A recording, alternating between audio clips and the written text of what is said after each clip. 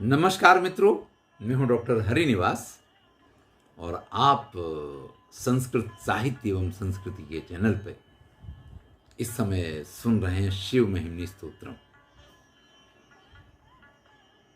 किस प्रकार से विष्णु ने शिव की स्तुति करके और उनसे सुदर्शन चक्र की प्राप्ति की है, इसको यहाँ पे पुष्पदंत गंधर्व प्रस्तुत करते हुए कहते हैं। हरिस्ते साहस्रम कमल बलिमाधाय पदयो यदेको नेतस्मिन् निज मुदहरन् नेत्र कमलम गतो भक्त्युद्रेकः परिणतिमसौ चक्रवपुषा त्रयाणां रक्षायै त्रिपुरहर जागर्ति जगताम।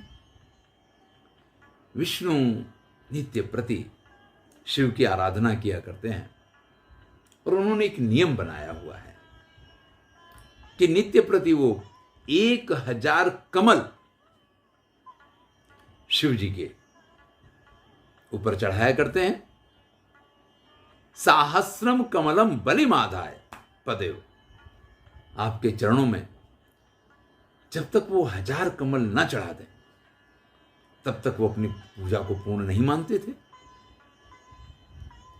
ऐसे में भैया एक दिन की बात है, यदेको नेतस्मिन्, फूल जो है 999 ही हुए, एक कमल का फूल कम पड़ गया।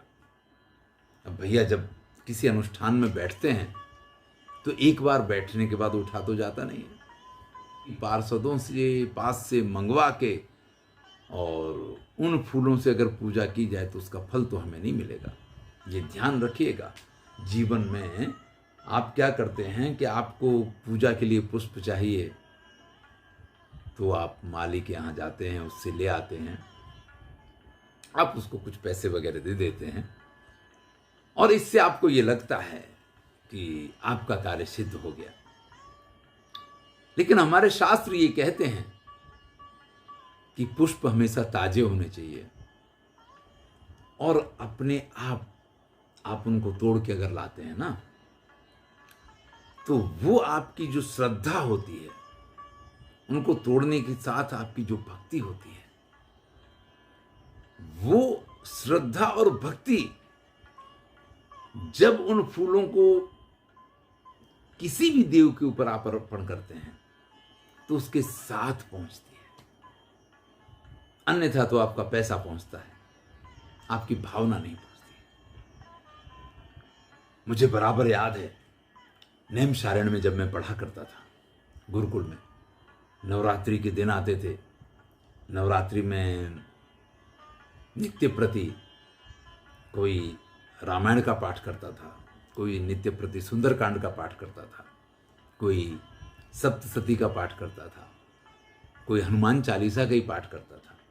सभी बच्चे कुछ ना कुछ अनुष्ठान करते थे। अब अनुष्ठान तो ठीक है, लेकिन पूजा तो नित्य प्रति माता की जाती थी और उसके लिए पुष्प चाहिए। तो जो जल्दी उठेगा उसको तो पुष्प मिल जाएंगे, जो लेट उठेगा उसको नहीं मिलेंगे। माली वाली वाला कोई चक्कर नहीं कि माली माला लेकर के बैठा, उससे आपने खरीद ली और आपने पूजा कर ली, वो वहां नहीं हुआ करता।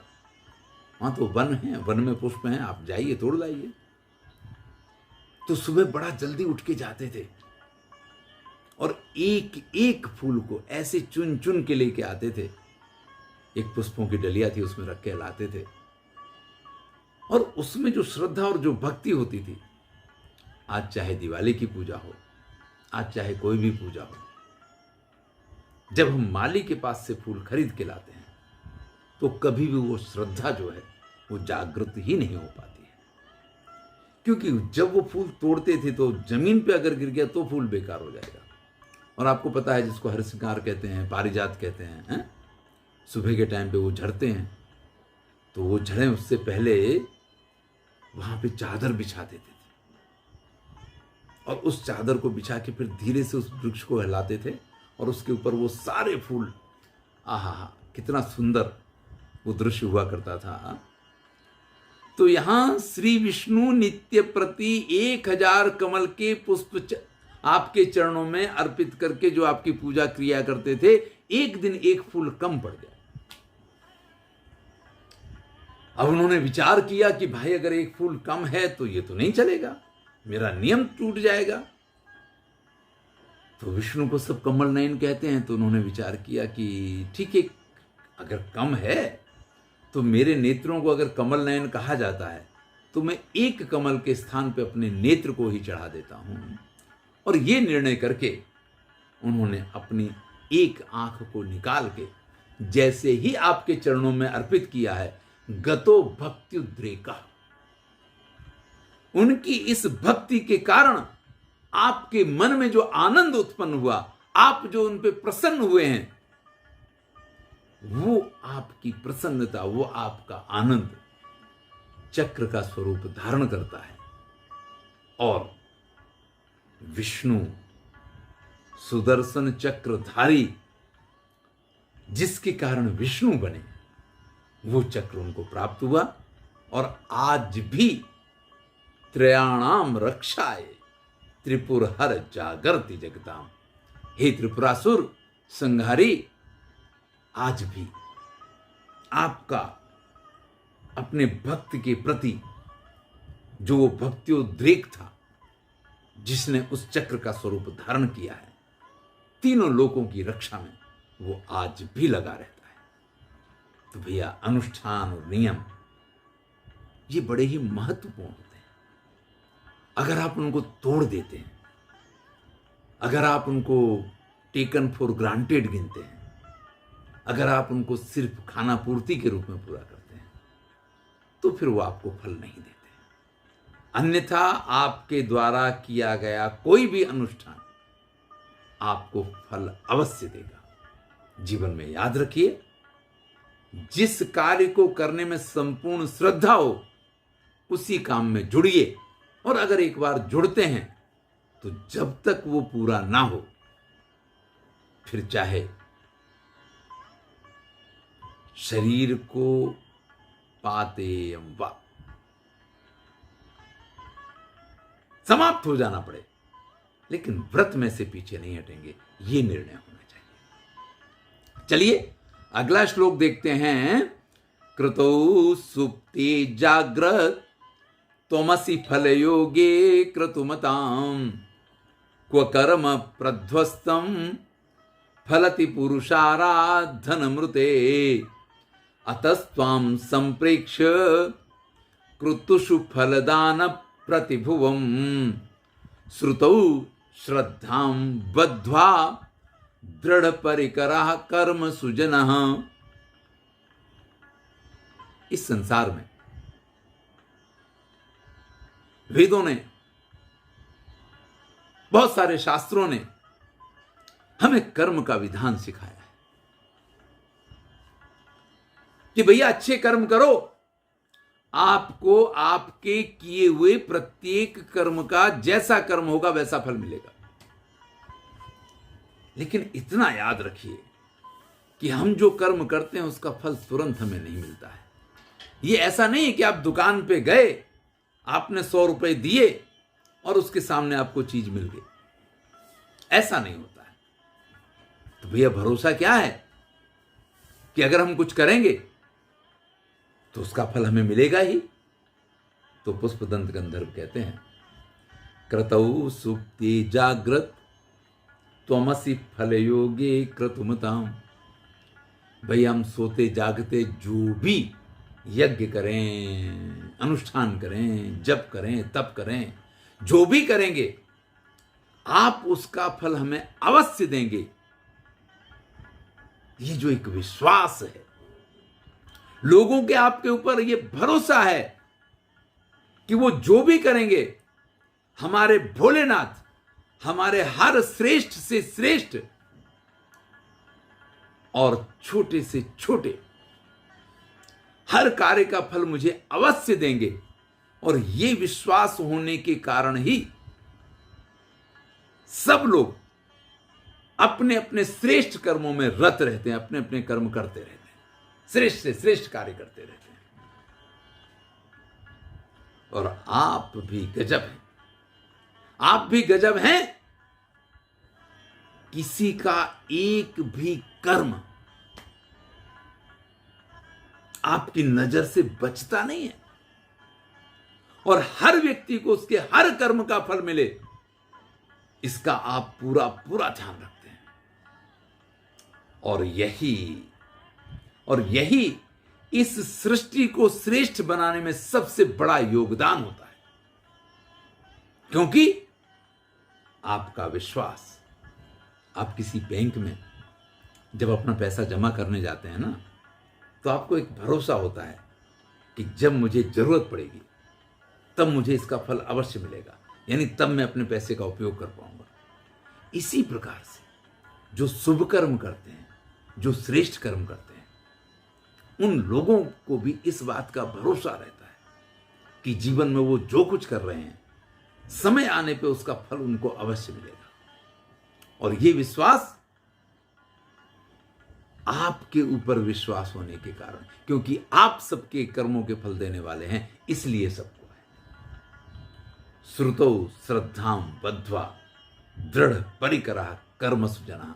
और इसीलिए आपके ऊपर श्रद्धा रख के, इस बात को बराबर विचार करके, और लोग आज के आज मुझे फल नहीं मिल रहा है, लेकिन मेरा किया हुआ कर्म निरर्थक नहीं जाएगा, व्यर्थ नहीं जाएगा, इस विश्वास के साथ श्रेष्ठ कार्यों में लगे रहते हैं।